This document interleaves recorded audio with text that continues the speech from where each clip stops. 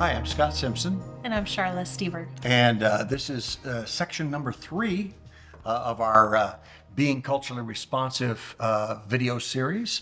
And we're going to be talking about the 6 characteristics of culturally responsive practices. This comes out of research, some that was compiled by our wonderful friends up north in Canada.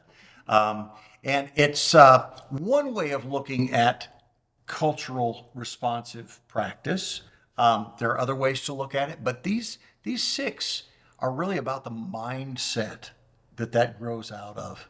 And it's been really helpful to me to think about it in this way. Me too. And I think when we talk about this, what we have found is that especially teachers want to have a starting point. What does this look like? When you say, I want to have a more culturally responsive classroom, what does that mean? I feel like this gives some concrete starting places for teachers and outside of the classroom as well. This doesn't Right. have to be classroom based, but that's where we see a lot of requests for this. Well, I think part of the problem is sometimes the training or the advice that they get is about technique or things to change in their classroom, which is fine. There are things that need to be changed in technique and posters on the wall and curriculum changes. But if they're not grounded in where my mindset is, then they're not really going to make a difference. I think there's a lot of awareness Yeah. in this. I'm aware of things that cause maybe learning to be more difficult with certain students.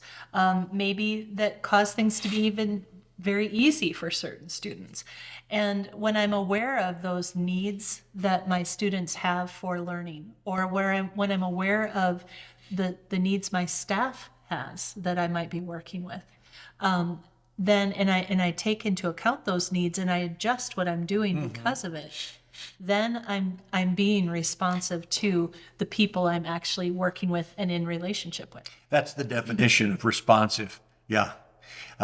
Being able to connect deeply and understand and perceive what's going on and respond to it in a good way. So we're going to have a graphic that we'll put up for you to look at that may be helpful.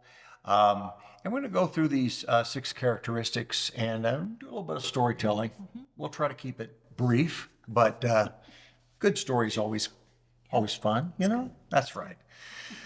Number 1, sociocultural consciousness.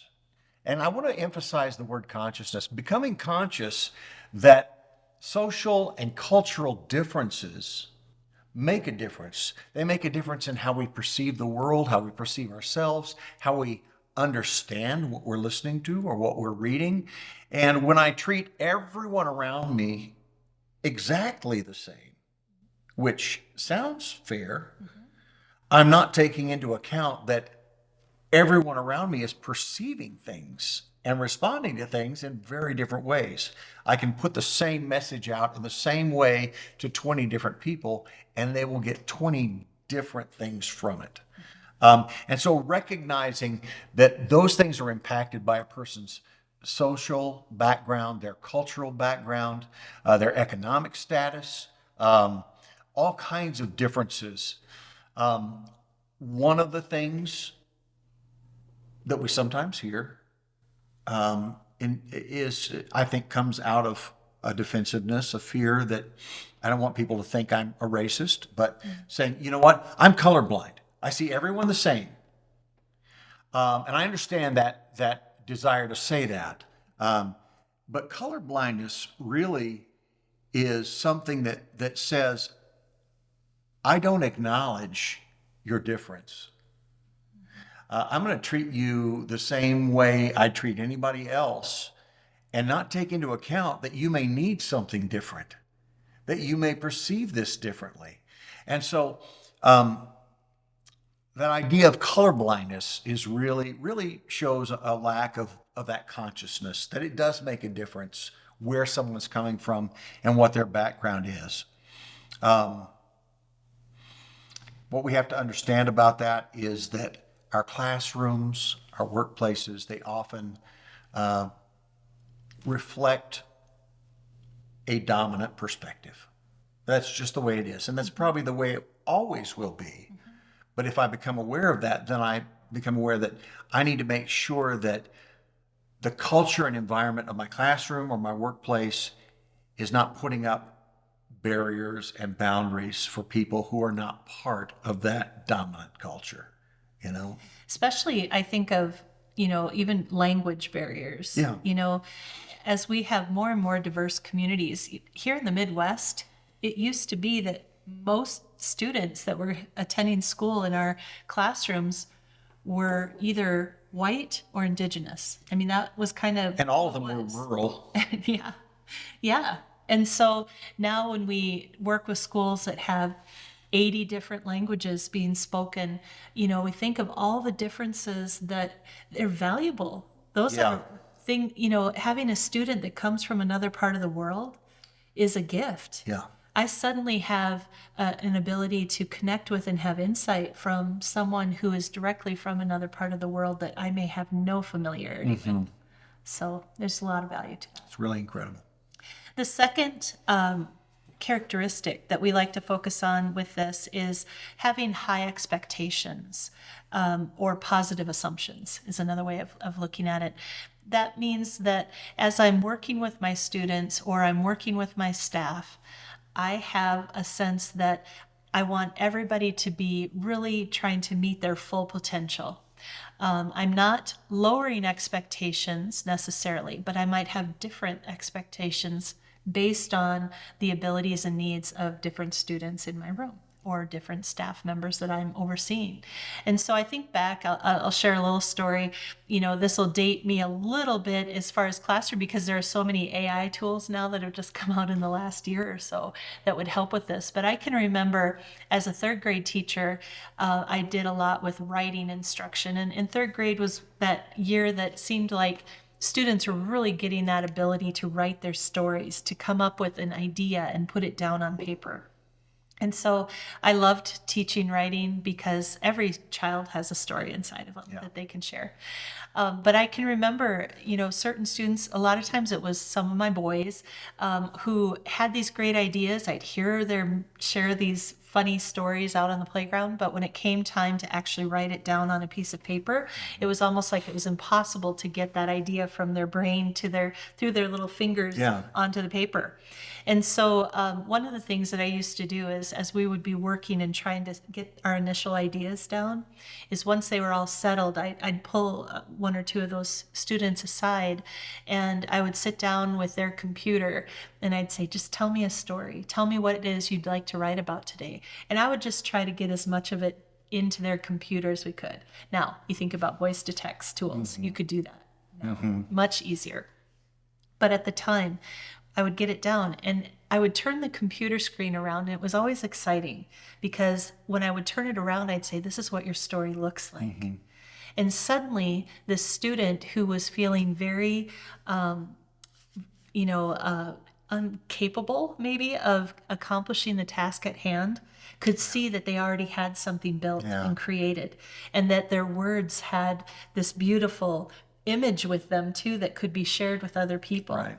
And so that was an example of, not lowering expectations, but changing them. Yeah. This child has the ability to do this story, but can't maybe do it in the traditional sense.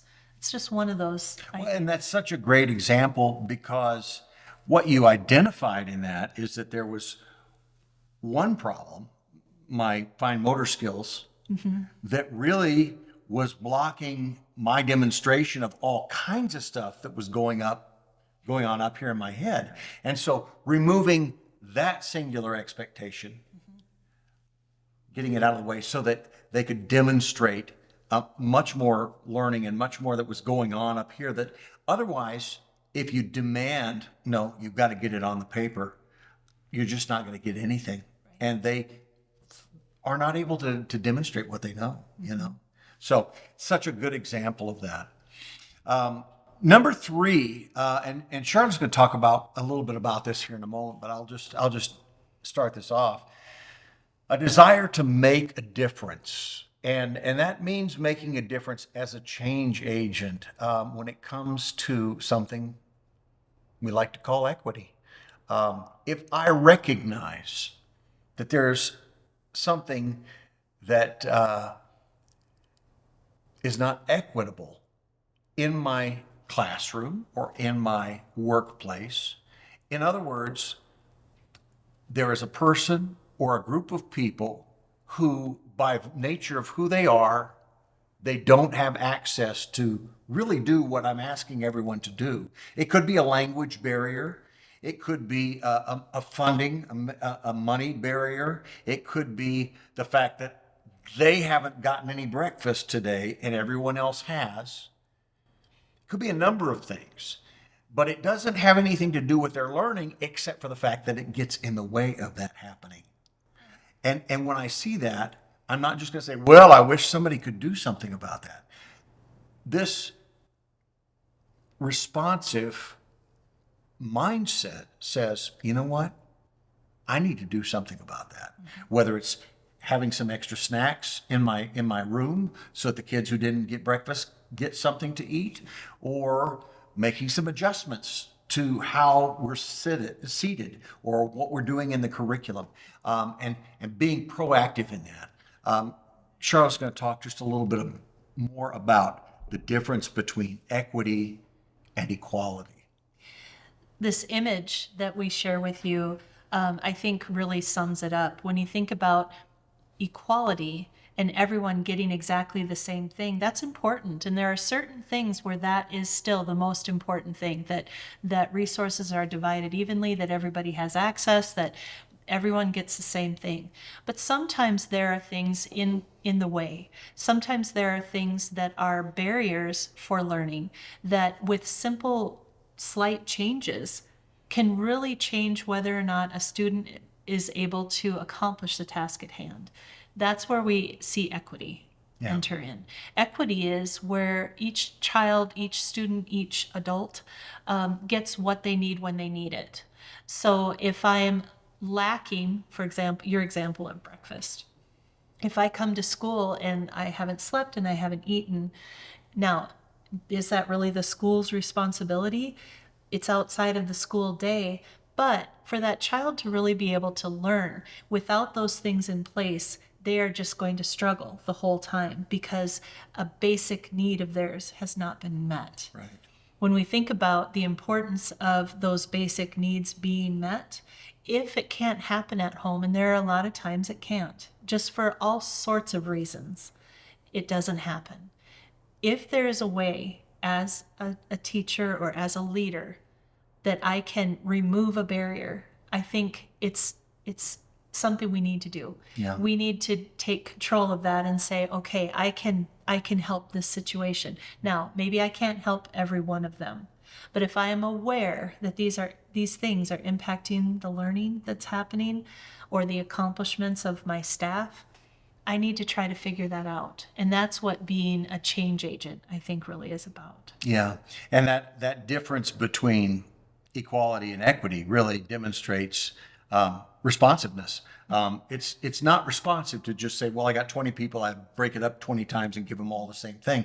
It is responsive to say, well, this person's pretty far along and they're not going to need quite as much of that, but this person needs a lot more. And so they're going to get what they need when they need it. And I think it's more than just the lack. It's Right. also the other side of this is when you have students who really get it quickly. Yeah. Are you providing for that? Right. You know, they are able to accomplish it, move on. Are they having to sit and wait and wait and wait? Right. Because that's not being equitable either. Part of being responsive is having, allowing them the capacity to run on ahead.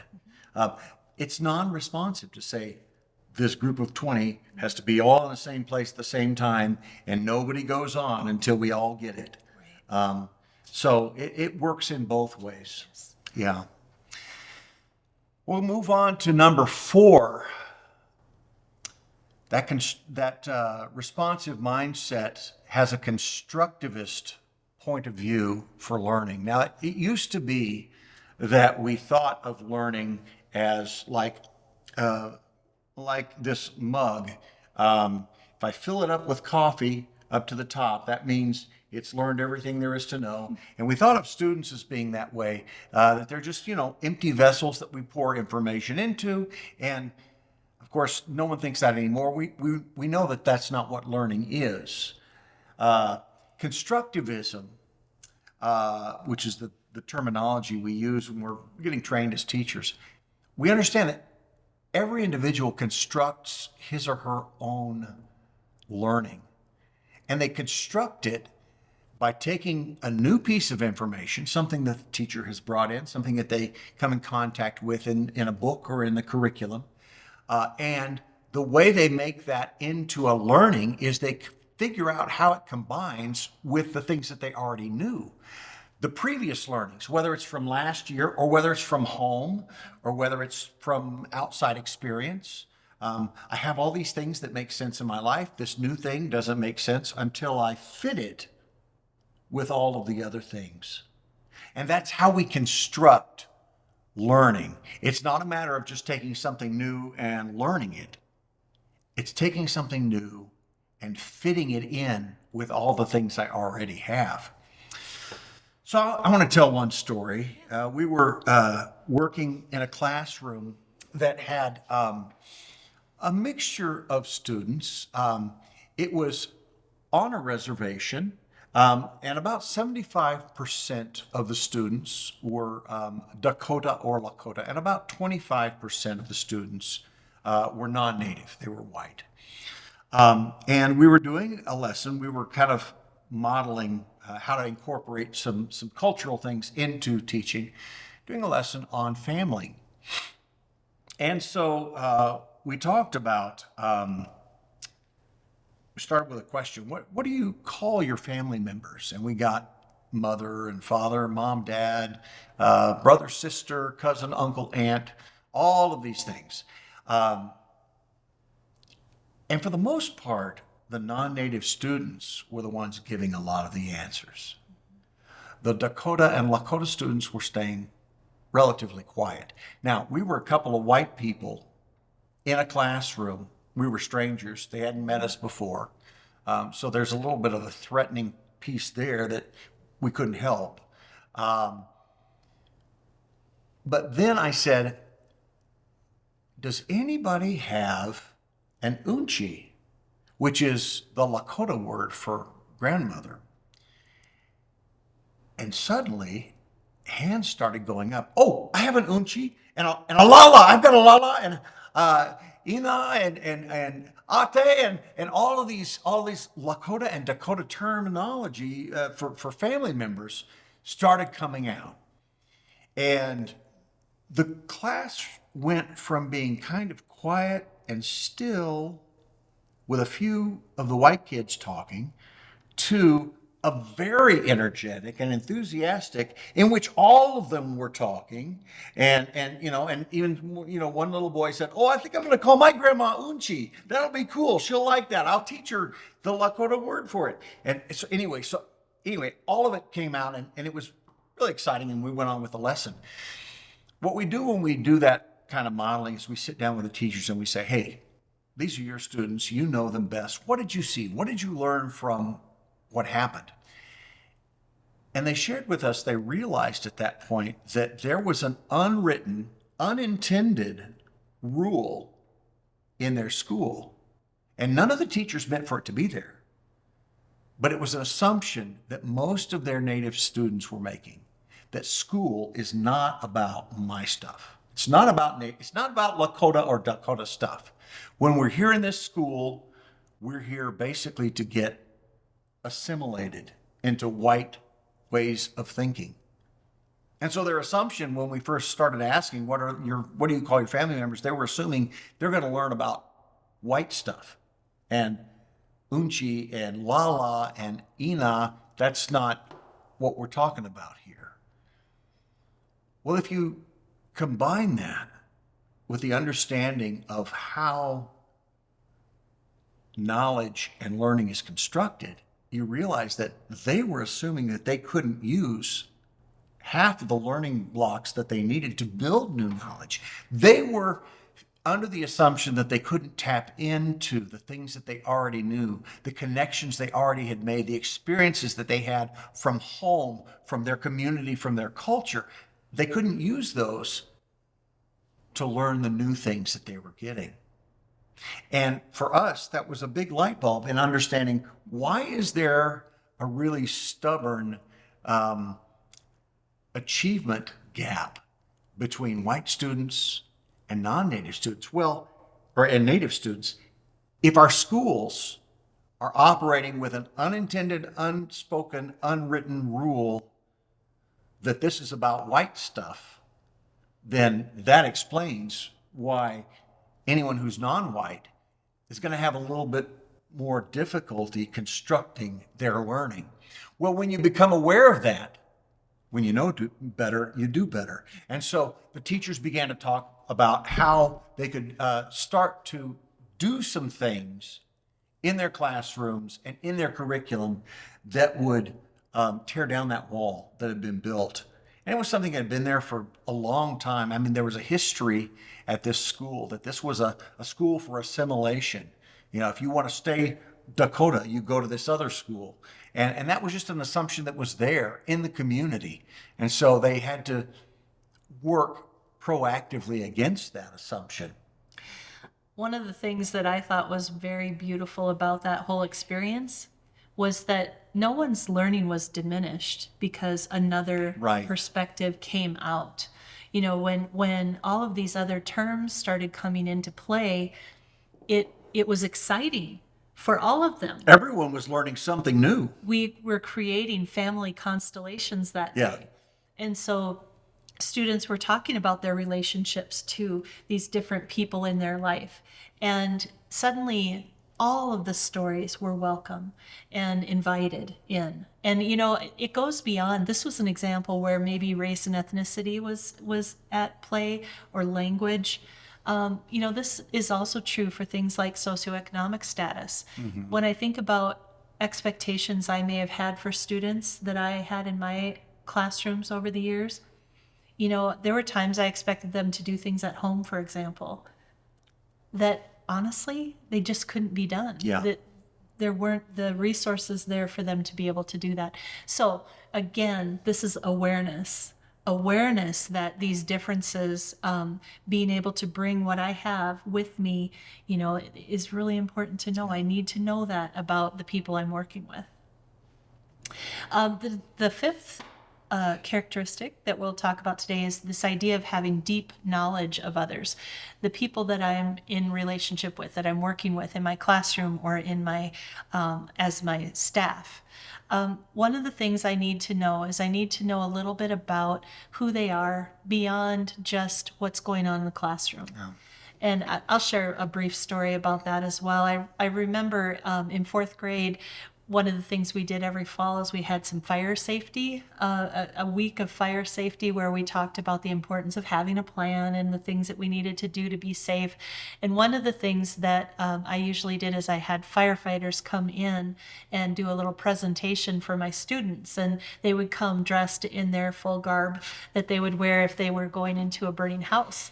And it was also a way for students to become more familiar with what they might see if they ever find themselves in that situation. So I had these firefighters come in, they were sharing, they were talking about how, you know, if you're in a fire, we will come and we will work on getting that fire out. But the first thing we're going to do is try to find you.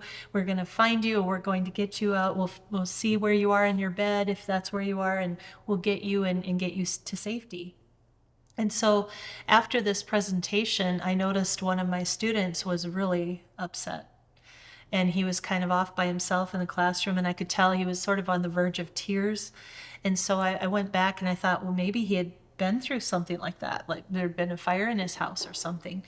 And as we chatted, I said, can you tell me what's upsetting you? And he said, well, I don't know how they're going to find me. I don't have a bed. I sleep on the floor wherever I can find space. And I suddenly had a realization about his living environment that I didn't know before. And that was that, you know, he was struggling to have comfort to sleep at night. He came to school tired a lot, and he would want to lay down with a pillow a lot.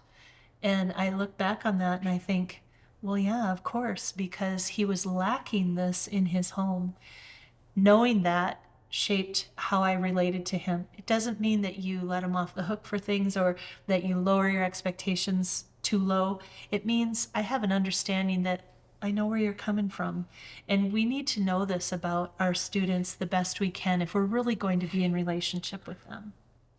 And our colleagues, our the people we work with, that's why it's so important. I think we talked about it in an earlier segment. The circle opens up that possibility for you to get to know me on that more personal level, know my being, not just my doing. Getting to know that person, I can begin to understand a little more why this thing at work happened. And I can have some empathy there, and maybe make some adjustments that are responsive to those needs. So the last one really gets to that place where sometimes I mentioned we start with saying, "Oh, change your environment, put up these posters, do this." Well, this one gets to that, but it's already informed by all of that other stuff, and that is to build inclusive opportunities by considering the space of the classroom or the workspace, by considering the curriculum that I'm teaching, by considering the guidelines that we give for operating in our business or in our classroom, and considering how those are designed, and if they are creating opportunities, inviting opportunities, or they're cutting certain people out by putting up walls. Creating an environment where my students can see themselves, where I'm conscious about making sure that we're reading a story that includes someone who is similar to them, that we have heroes that we lift up who are similar to them. And I recognize that's a challenge when we have, like you said, like in some of our districts, 80 different languages, different nationalities, but to at least begin to try to do that, to make sure that they see themselves in the curriculum in some way, is incredibly important. But a lot of it is me adjusting my mindset. As a teacher, I know that I always thought of the curriculum as this thing. We adopted textbooks, we got a curriculum from the state, we got standards from the state, all of those things. It was like this thing other than the students, that the students who were coming in had to learn. This mindset shift says, you know what, that's part of the curriculum. But part of the curriculum is exactly what all of these students are bringing to the classroom.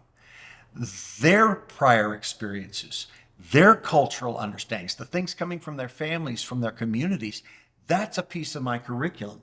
So as I bring in something new, I'm also bringing something that they're familiar with.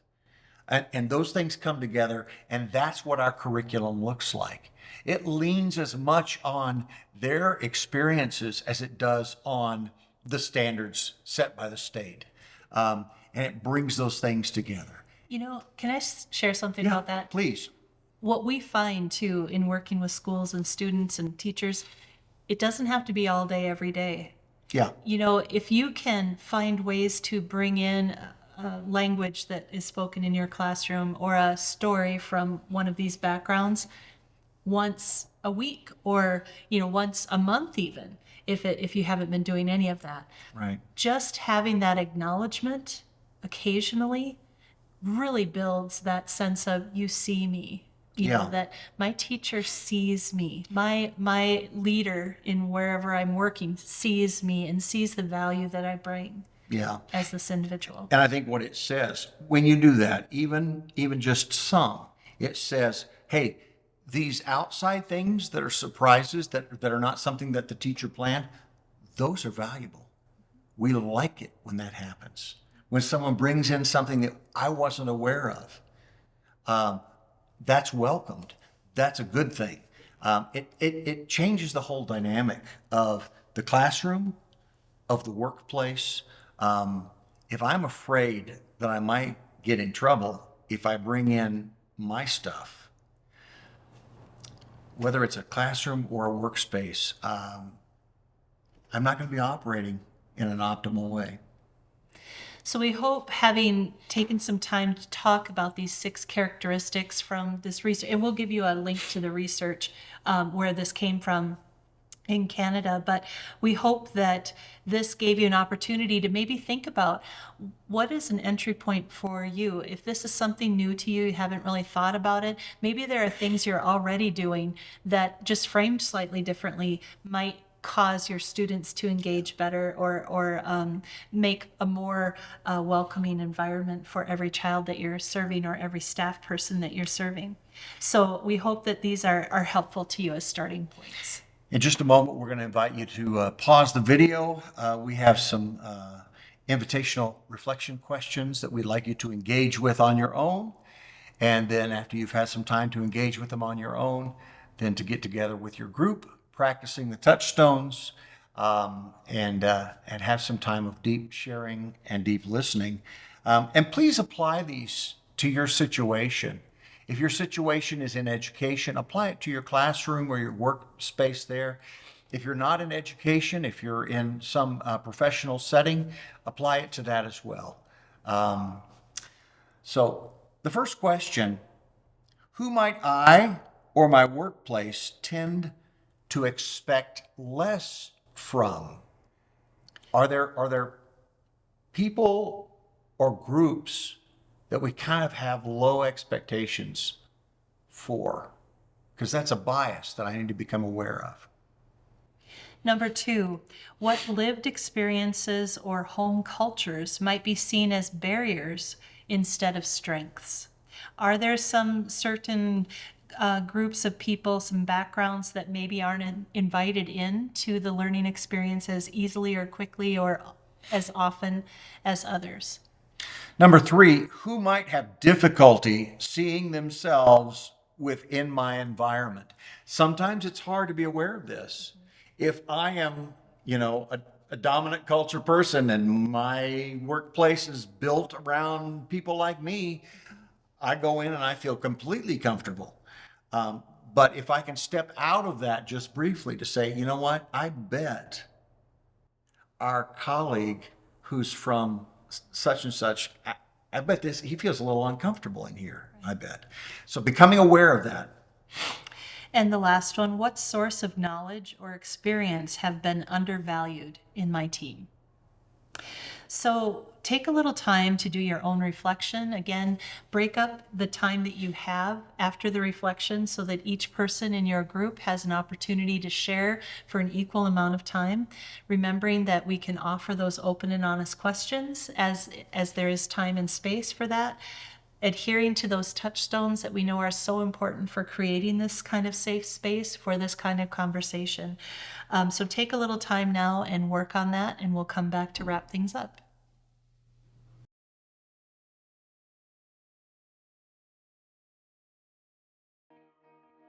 Okay, well, thank you. We appreciate your attention and your engagement, and I hope that the conversations and the sharing and the individual reflection that you did are going to be helpful for you as you move forward. Our final segment coming up next is called Who's in My Circle of Trust? And so we're going to be talking about that in the next segment, and we appreciate your time. Thanks.